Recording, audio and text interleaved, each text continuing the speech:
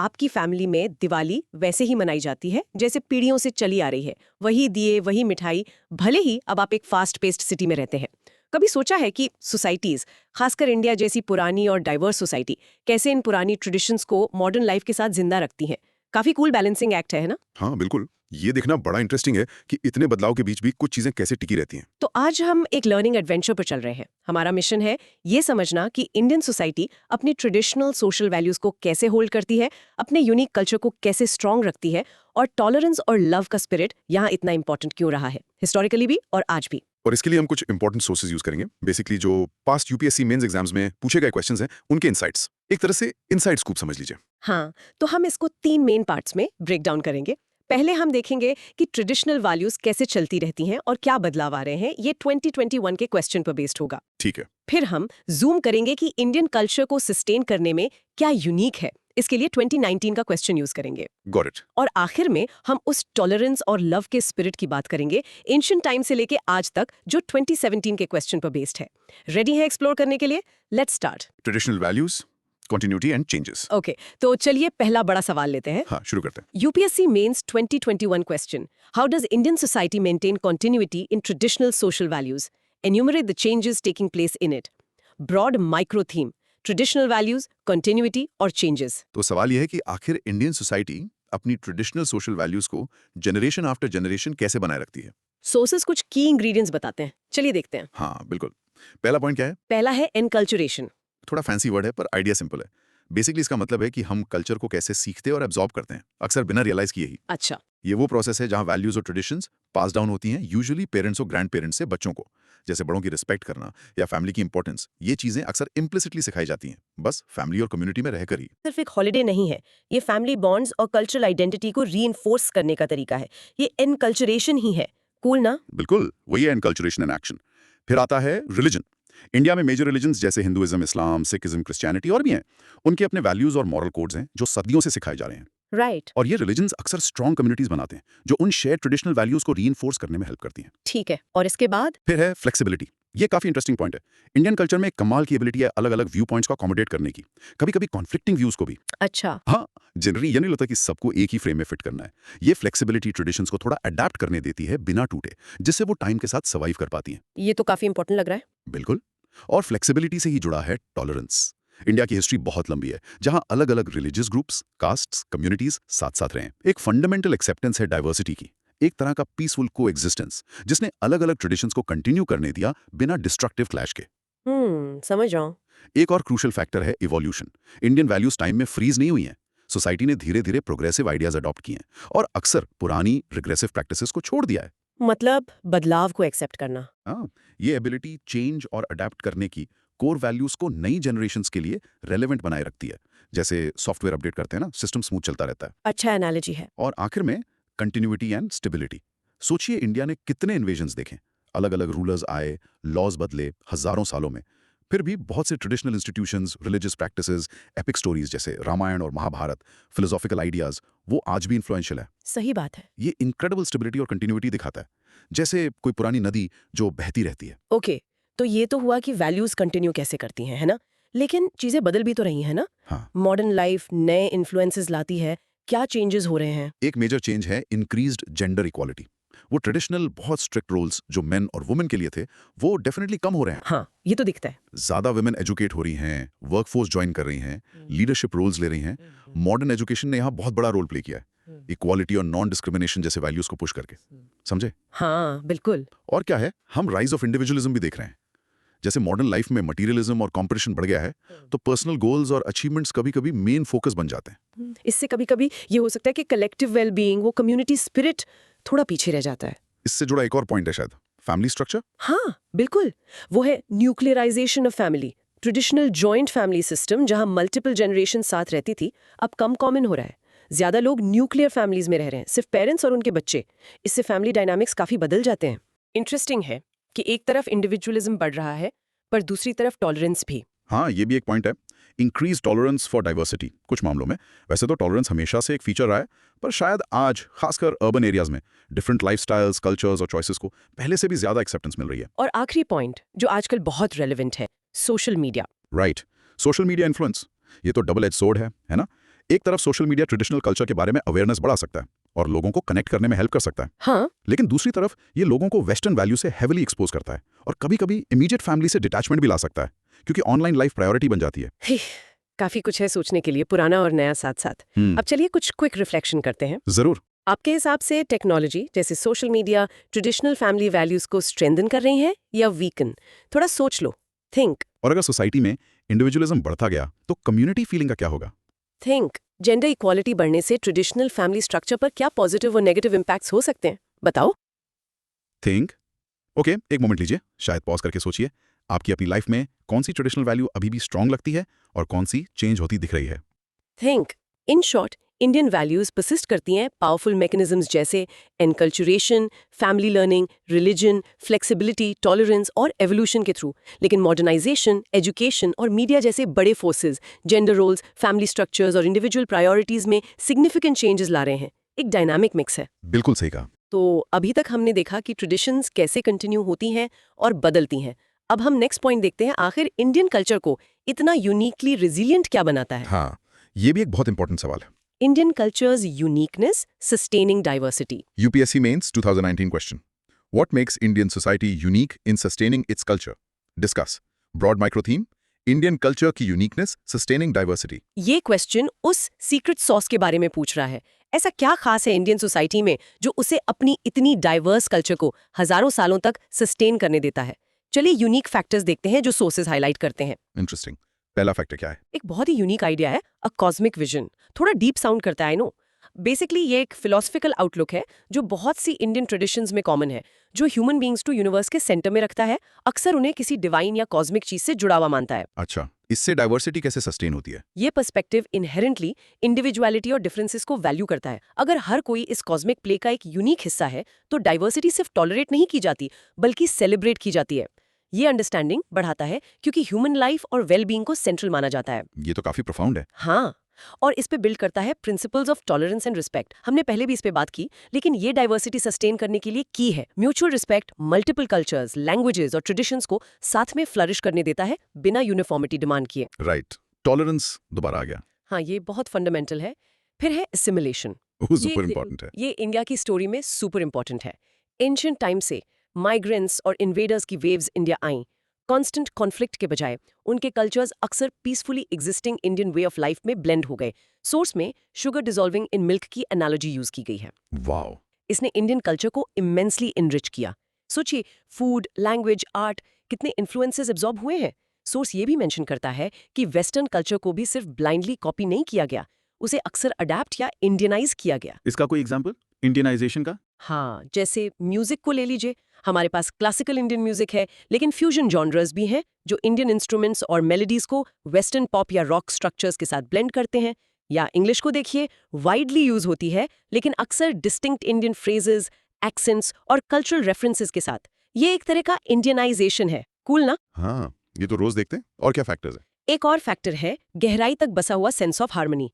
बहुत सी Indian philosophies और cultural practices society के अंदर और नेचर के साथ बैलेंस और ऑर्डर अचीव करने का एम रखती हैं। एक अंडरलाइंग बिलीफ है कि अपैरेंट केओस के बीच हार्मनी ढूंढनी है। मतलब एक बैलेंस की तलाश? एग्जैक्टली। फिर of course family and community का स्ट्रॉन्ग रोल वाइटल है। वो प्राइमरी व्हीकल्स है ट्रेडिशंस, रिचुअल्स, स्टोरीज और वैल्यूज को एक जनरेशन से दूसरी तक पास करने के लिए। वो तो है ही। फिर से कंटिन्यूटी एंड स्टेबिलिटी ने किया गया है। एंशिएंट इंस्टीट्यूशंस, एपिक्स, फिलॉसफीज का परसिस्टेंस एक स्टेबल कल्चरल एंकर प्रोवाइड करता है, भले ही सोसाइटी बदलती रहे। स्पिरिचुअलिटी एंड रिलीजन भी मैसिव रोल प्ले करते हैं। वो अक्सर ट्रेडिशंस और कल्चरल हेरिटेज को प्रिजर्व करने पर जोर देते हैं एज पार्ट ऑफ रिलीजियस या स्पिरिचुअल ड्यूटी। फेस्टिवल्स का भी रोल होगा? बिल्कुल, फेस्टिवल्स एंड सेरेमनीज को मत भूलिए। इंडिया में इनक्रेडिबल नंबर ऑफ फेस्टिवल्स हैं जो सीजन्स, डेटीज, हिस्टोरिकल इवेंट्स को सेलिब्रेट करते हैं। ये लिविंग ट्रेडिशंस हैं जो कल्चर को वाइब्रेंट और विजिबल रखते हैं। प्लस इंडिया की rich literary and artistic tradition, dance, music, painting, sculpture, literature, सब कल्चरल कोड्स कैरी करते हैं। सही। फ्लेक्सिबिलिटी यानी अडेप्टेबिलिटी फिर से आता है। टाइम के साथ चेंज होने की एबिलिटी सर्वाइवल के लिए क्रूशियल है। और आखिर में गवर्नमेंट सपोर्ट भी मैटर करता है। गवर्नमेंट सेंट्रल और स्टेट दोनों एक्टिवली कल्चर को प्रिजर्व करने के लिए काम करती हैं, जैसे म्यूजियम सेटअप करना, आर्कियोलॉजिकल साइट्स प्रोटेक्ट करना, कल्चरल सेंटर्स और आर्ट्स एकेडमीज को फंड करना। तो मतलब ये काफी सारी चीजों का मिला जुला रूप है। हाँ, ये अमेजिंग ब्लेंड है। Philosophical outlook, social practices, historical processes और कॉन्शियस एफर्ट का, जो इंडिया को अपनी कल्चर सस्टेन करने में यूनिक बनाता है। फिर से रिफ्लेक्शन का टाइम। जरूर। असिमिलेशन का प्रोसेस आज कितना स्मूथ है कंपेयर टू एंशिएंट टाइम्स, थोड़ा सोच लो, थिंक। क्या कल्चर सिर्फ गवर्नमेंट सपोर्ट से सस्टेन किया जा सकता है या कम्युनिटी का रोल ज्यादा इंपॉर्टेंट है? आपके क्या थॉट्स हैं? थिंक। हमने इंडियनाइजिंग वेस्टर्न कल्चर की बात की। क्या आप डेली लाइफ से कोई और स्पेसिफिक एग्जाम्पल सोच सकते हैं? सोचो, थिंक। ठीक है, एक मोमेंट पॉज कीजिए। अपने रीजन के बारे में सोचिए। क्या आपको एक यूनिक लोकल फेस्टिवल या ट्रेडिशन बता सकते हैं जो जनरेशन से चला आ रहा है? थिंक। इन शॉर्ट, इंडिया की यूनिक एबिलिटी अपनी कल्चर को सस्टेन करने की आती है उसके cosmic philosophical view point, deep rooted tolerance और रिस्पेक्ट, असिमिलेशन की history, strong family community ties, pervasive spirituality, adaptability, vibrant traditions जैसे फेस्टिवल्स और सपोर्टिव गवर्नमेंट एफर्ट्स के मिक्स से। काफी बड़ा पैकेज है। हाँ, काफी कॉम्प्रहेंसिव है। ओके, हमने ट्रेडिशंस और कल्चरल यूनिकनेस देख ली। अब बात करते हैं नेक्स्ट पॉइंट की, टॉलरेंस और लव का स्पिरिट। हाँ, ये भी बहुत ही कोर एस्पेक्ट है इंडियन सोसाइटी का। The spirit of tolerance and love, past and present. UPSC Mains 2017 question. The spirit of tolerance and love is not only an interesting feature of Indian society from very early times, but it is also playing an important part at the present. Elaborate. Broad micro theme, tolerance or love का spirit, past and present. ये question दो बहुत powerful emotions पर focus करता है, tolerance और love. ये suggest करता है कि ये सिर्फ अच्छे आइडियाज नहीं है, बल्कि इंडियन सोसाइटी के की फीचर्स रहे हैं सदियों से और आज भी सुपर रेलेवेंट हैं। चलिए इसको अनपैक करते हैं, पास्ट और प्रेजेंट दोनों को देखते हुए। तो हिस्टोरिकली ये स्पिरिट आया कहाँ से? कुछ पॉइंट्स हैं। पहला, वेलकम ऑफ डाइवर्स ग्रुप्स। जैसे हमने डिस्कस किया, इंडिया ने काउंटलेस माइग्रेशंस और इन्वेजन्स देखे हैं हिस्ट्री में। अक्सर इन ग्रुप्स को सेटल होने और कोएग्जिस्ट करने दिया गया। टाइम के साथ इस इंटरैक्शन ने धीरे धीरे एक टॉलरेंस डेवलप की और कभी-कभी म्यूचुअल अफेक्शन और इंटरडिपेंडेंस भी। वो सोसाइटी के फैब्रिक का हिस्सा बन गए। अच्छा। और दूसरा, influence of Buddhism and Jainism. उस समय जब वैदिक ट्रेडिशंस शायद काफी रिजिड हो रही थी, ये नई फिलॉसफी स्ट्रांगली इमर्ज हुई, एम्फसाइजिंग नॉन वायलेंस, अहिंसा, कंपैशन, लव और टॉलरेंस सभी बीइंग्स के लिए, उनके बैकग्राउंड के परवाह किए बिना। इसका बहुत बड़ा इंपैक्ट हुआ। सही, ये तो हम जानते हैं। तीसरा, रोल ऑफ रूलर्स। कुछ रूलर्स ने एक्टिवली हार्मनी प्रमोट की। सोचिए एम्परर अशोका के बारे में, जिन्होंने कलिंगा वॉर के बाद बुद्धिस्ट प्रिंसिपल्स ऑफ टॉलरेंस को अपनाया, या एम्परर अकबर, जिन्होंने अलग अलग रिलीजन्स के बीच डायलॉग एनकरेज किया, जैसे उनके दीन इलाही एक्सपेरिमेंट्स या इबादत खाना डिस्कशंस में। हाँ, अकबर का नाम तो आता ही है इस कॉन्टेक्स्ट में। उनके एक्शंस ने डाइवर्स कम्युनिटीज के बीच कॉन्फिडेंस बिल्ड करने में हेल्प की। चौथा, सोशल रिफॉर्म्स। काफी बाद में महात्मा गांधी जैसे फिगर्स ने हिंदू मुस्लिम यूनिटी और अनटचेबिलिटी के खिलाफ टायरलेसली काम किया। सोर्सेस सजेस्ट करते हैं कि उनके एफर्ट्स को इसलिए भी जमीन मिली क्योंकि सोसाइटी में पहले से ही एक अंडरलाइंग टॉलरेंट नेचर था। समझे? अच्छा, तो ये हिस्टोरिकल रूट्स हैं, लेकिन ये टॉलरेंस और लव आज भी इंपॉर्टेंट रोल क्यों प्ले कर रहे हैं? एक की रोल है काउंटरिंग कल्चरल होमोजेनाइजेशन। आज की ग्लोबलाइज दुनिया में यूनिफॉर्मिटी की तरफ एक पावरफुल प्रेशर है। सब वही मूवीज देख रहे हैं, वही ब्रांड्स पहन रहे हैं। इंडिया का इनहेरेंट स्पिरिट ऑफ टॉलरेंस इस प्रेशर को रेजिस्ट करने में हेल्प करता है और अपनी इनक्रेडिबल कल्चरल डाइवर्सिटी मेंटेन रखता है। अलग अलग ट्रेडिशंस को स्पेस मिलती रहती है। ये तो बहुत रेलेवेंट पॉइंट है आजकल। बिल्कुल। एक और पॉइंट है डिफीटिंग एक्सट्रीमिस्ट एंटिटीज।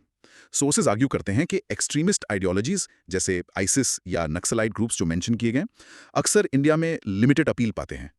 क्यों? हाँ, क्यों? क्योंकि जनरल सोसाइटल बिलीफ ये है कि लव, अंडरस्टैंडिंग और टॉलरेंस से ज्यादा गेन किया जा सकता है कंपेयर टू वायलेंस और हेट्रेड। एक्सट्रीमिज्म एक फंडामेंटली प्लूरलिस्टिक सोसाइटी में उतना रेजोनेट नहीं करता। अच्छा। ये रिफ्लेक्टिंग रैशनली एंड पीसफुली में भी हेल्प करता है। अनफॉर्चुनेटली कम्युनल टेंशंस कभी-कभी भड़क जाते हैं, अक्सर मिस इन्फॉर्मेशन से फ्यूल्ड होते हैं, खासकर सोशल मीडिया पर। लेकिन अंडरलाइंग स्पिरिट ऑफ टॉलरेंस और पीस की डिजायर अक्सर इन सिचुएशंस को रिलेटिवली जल्दी कंटेन करने में और उन्हें पूरी तरह से आउट ऑफ कंट्रोल होने से रोकने में मदद करती है। लोग इवेंचुअली रिफ्लेक्ट करते हैं और पीस चाहते हैं। ये एक तरह का सेफ्टी वाल्व है। हाँ, कह सकते हैं। फाइनली ये इंडियाज ग्लोबल इमेज को शेप करता है। इंडिया ग्लोबली अपनी डाइवर्सिटी और रेफ्यूजीज को शेल्टर देने की ट्रेडिशन, जैसे पारसीज, टिबेटन्स के लिए जाना जाता है। इंडियन डायस्पोरा दुनिया भर में भी अक्सर इस स्पिरिट को रिफ्लेक्ट करता है। एग्जाम्पल दिया गया है कि कैसे इंडियंस ने यूक्रेन इवैक्यूएशन के दौरान एक दूसरे की मदद की, बैकग्राउंड की परवाह किए बिना। ये पॉजिटिव इमेज इसी टॉलरेंस की फाउंडेशन पर बनी है। लेकिन क्या इसमें कोई चैलेंज भी है आजकल? हाँ, सोर्सेज एक कॉशन भी ऐड करते हैं। एक चैलेंज वो मेंशन करते हैं कि हाल ही में रिलीजन का रोल पॉलिटिक्स में बढ़ गया है। कभी कभी कम्युनल सेंटिमेंट्स को इलेक्टोरल गेन्स के लिए एक्सप्लॉइट किया जा सकता है। रिलीजन पर बेस्ड पॉलिटिकल आइडेंटिटी पर यह focus potentially genuine religiosity, actual personal faith और डिवोशन को साइडलाइन कर सकता है और टॉलरेंस के स्पिरिट पर स्ट्रेन डाल सकता है। यह ध्यान में रखने वाली बात है। ये एक इम्पॉर्टेंट न्यूआंस है। फिर से कुछ क्रिटिकल थिंकिंग का टाइम। Let's do it. आज के डिजिटल एज में जहां फेक न्यूज आग की तरह फैलती है, टॉलरेंस मेंटेन करना कितना मुश्किल है। थोड़ा सोच लो, थिंक। क्या टॉलरेंस का मतलब सिर्फ बर्दाश्त करना है या इसमें रिस्पेक्ट भी शामिल है? क्या फर्क है और ये क्यों मैटर करता है? सोचो, थिंक। इंडिया की ग्लोबल इमेज में टॉलरेंस का रोल कितना इंपॉर्टेंट है आपके हिसाब से? बताओ, थिंक। पॉज करके एक सेकंड सोचिए। डेली लाइफ में टॉलरेंस का एक छोटा सा एग्जाम्पल क्या हो सकता है जो आपने हाल ही में देखा या प्रैक्टिस किया हो? थिंक। इन शॉर्ट, टॉलरेंस और लव का स्पिरिट इंडिया की हिस्ट्री में गहराई से बसा हुआ है, thanks two factors like welcoming diversity, influential philosophies, Buddhism, Jainism, enlightened rulers और social reformers। आज ये स्पिरिट डाइवर्सिटी मेंटेन करने, ग्लोबलाइजेशन के खिलाफ, एक्सट्रीमिज्म को काउंटर करने, टेंशन्स को पीसफुली मैनेज करने और इंडिया की ग्लोबल इमेज को बनाए रखने के लिए क्रूशल है। हालांकि रिलीजन के पॉलिटिसाइजेशन से मॉडर्न चैलेंजेस भी हैं। Perfectly summarized. Final recap and active recall. Wow, आज हमने काफी कुछ कवर किया। चलिए जल्दी से मेन आइडियाज को रिकैप करते हैं जो हमने इंडियन सोसाइटी के एक्सप्लोरेशन में उन सोर्स क्वेश्चंस के बेसिस पर देखे। हाँ, एक क्विक समरी हो जाए। हमने देखा कि इंडियन सोसाइटी ट्रेडिशनल वैल्यूज को एनकल्चरेशन, फैमिली से सीखना, रिलीजन, अपनी inherent flexibility, tolerance of diversity और इवॉल्व होने की एबिलिटी से मेंटेन करती है। लेकिन ये बढ़ती हुई जेंडर इक्वालिटी, बढ़ता इंडिविजुअलिज्म, न्यूक्लियर फैमिलीज और सोशल मीडिया के कॉम्प्लेक्स इंपैक्ट जैसे चेंजेस भी फेस कर रही है। बिल्कुल। कल्चरल यूनिकनेस, हमने सीखा कि इंडिया की यूनिक एबिलिटी अपनी डाइवर्स कल्चर को सस्टेन करने की, उसके कॉस्मिक विजन, ह्यूमन लाइफ को वैल्यू करना, टॉलरेंस एंड रिस्पेक्ट के प्रिंसिपल्स, असिमिलेशन की हिस्ट्री, हार्मनी पर focus, strong family community ties, past के साथ कंटिन्यूटी, गहरी spirituality, vibrant festivals, arts, adaptability और गवर्नमेंट सपोर्ट के ब्लेंड से आती है। हमने एक्सप्लोर किया कि टॉलरेंस और लव का स्पिरिट हिस्टोरिकल रूट्स रखता है। ग्रुप्स को वेलकम करना, बुद्धिज्म, जैनिज्म, अशोका अकबर जैसे रूलर्स, गांधी जैसे रिफॉर्मर्स और आज भी होमोजेनाइजेशन को काउंटर करने, एक्सट्रीमिज्म को हराने, इश्यूज का पीसफुल रेजोल्यूशन एनेबल करने और इंडिया की ग्लोबल इमेज बनाने के लिए वाइटल है, डिस्पाइट रिलीजन के पॉलिटिसाइजेशन से जुड़े चैलेंजेस। Excellent recap. ग्रेट। अब एक quick brain workout, active recall time. देखते हैं क्या याद रहा। इन क्वेश्चंस को अपने वर्ड्स में आंसर करने की कोशिश कीजिए। चलिए ट्राई करते हैं। 1. क्या आप एनकल्चरेशन को एक सिंपल एवरीडे एग्जांपल से एक्सप्लेन कर सकते हैं? Recall. 2. एक तरीका बताइए जिससे इंडियन सोसाइटी ने हिस्टोरिकली माइग्रेंट कल्चर्स को असिमिलेट किया। Recall. 3. सोशल मीडिया आज ट्रेडिशनल वैल्यूज को कैसे इफेक्ट कर रहा है? एक पॉजिटिव और एक नेगेटिव इफेक्ट बताइए जो हमने डिस्कस किया। Recall. 4. टॉलरेंस इंडिया जैसी डाइवर्स सोसाइटी के लिए इतनी इंपॉर्टेंट क्यों है? हमारी डिस्कशन के बेसिस पे। रिकॉल। 5. वो यूनिक फिलोसॉफिकल फैक्टर क्या था जो ह्यूमन बींग्स को यूनिवर्स के सेंटर में रखता है? टर्म याद है? रिकॉल। 6. गांधी जी जैसे सोशल रिफॉर्मर्स के एफर्ट्स इंडियन सोसाइटी में अक्सर सक्सेसफुल क्यों हुए? सोर्सेस के अनुसार। रिकॉल। नाइस जॉब ट्राइंग दोस। अब एक फन चैलेंज। इमेजिन कीजिए आपको यूनिकनेस ऑफ इंडियन सोसाइटी, वो सारे कूल पॉइंट्स जो हमने डिस्कस किए, किसी फ्रेंड को सिर्फ 2 मिनट में समझाना है। क्या आप मेन हाइलाइट्स बता सकते हैं? कोशिश कीजिए। रेडी? और बस एक आखिरी ख्याल आपके लिए, ये सोचना भी कितना इंटरेस्टिंग है कि फ्यूचर में जैसे जैसे टेक्नोलॉजी और ग्लोबल इन्फ्लुएंसेस और स्ट्रांग होंगे, ये डेलिकेट बैलेंस ट्रेडिशन और मॉडर्निटी के बीच, टॉलरेंस और इंडिविजुअल आइडेंटिटी के बीच कैसे इवॉल्व होगा? आखिरकार ये बैलेंस कैसे शिफ्ट होता है, ये हम सब पर डिपेंड करता है ना। एब्सोल्युटली, ये एक ऑनगोइंग स्टोरी है जिसका हम सब हिस्सा हैं। अगर आपको ये गहरी चर्चा पसंद आई और यूजफुल लगी तो डेफिनेटली की पॉइंट्स अपने नोट्स में लिख लीजिए और शायद उन्हें जोर से बोलकर एक्सप्लेन करने की कोशिश कीजिए, उससे बहुत हेल्प मिलती है। और हाँ, अगर आपको इस टॉपिक पर एक क्विक क्विज या कुछ फ्लैश कार्ड्स चाहिए खुद को टेस्ट करने के लिए, तो बस हमें बताइएगा, हम कुछ बना सकते हैं। That's all for this exploration.